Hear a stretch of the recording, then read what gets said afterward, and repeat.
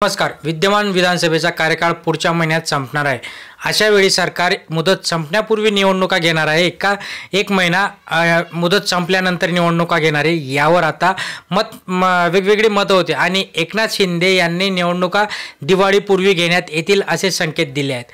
आचारसंहिता 15 दिवसातच सुरू होणार आहे आणि त्यानंतर सगळ्या गोष्टी आपल्याला कराव्या लागणार आहेत. गेल्या वेळी म्हणजे 2019 मध्ये अधिसूचना 27 सप्टेंबर रोजी जारी करण्यात आली होती आणि 21 ऑक्टोबर रोजी मतदान झाले, तर 24 ऑक्टोबर रोजी निकाल घोषित करण्यात आला होता.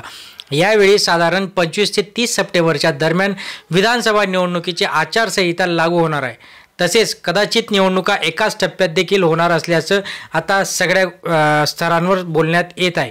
मग आता मुख्यमंत्री एकनाथ शिंदे यांनीही 12 नोव्हेंबरच्या आसपास राज्यात विधानसभा निवडणूक होईल असे सुतोवाच केले. ठीक आहे, नोव्हेंबरमध्ये जर तुम्ही या निवडणुका घेत असाल तर जे काही तुम्ही अनुदान मंजूर केले आहेत शासनाकडून शेतकऱ्यांना, जसं की कापूसचं अनुदान झालं, 2023चा पीक विमा झाला, गारपिटीचे पैसे झाले, अतिवृष्टीचे पैसे झाले, परत दुष्काळीचे पैसे झाले, ओके, अजून इतर काही पैसे ते पैसे मिळणार कधी? कारण की वित्त मंत्रालयाने ऑलरेडी सोयाबीन कापूसच्या अनुदानाचे पैसे अकाउंटमध्ये टाकलेत, पण शासनाला तो वेळ नाही आहे शेतकऱ्यांना द्यायला.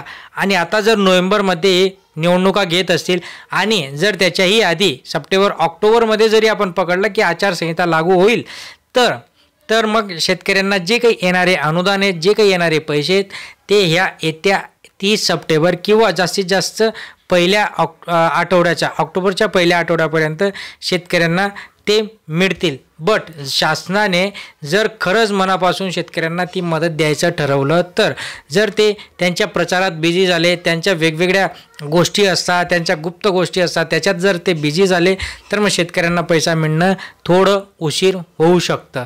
अशाच महत्त्वपूर्ण माहितीसाठी अजून चॅनलला सबस्क्राईब केलं नसेल सबस्क्राईब करा, लाईक करा, जास्तीत जास्त शेअर करा. धन्यवाद.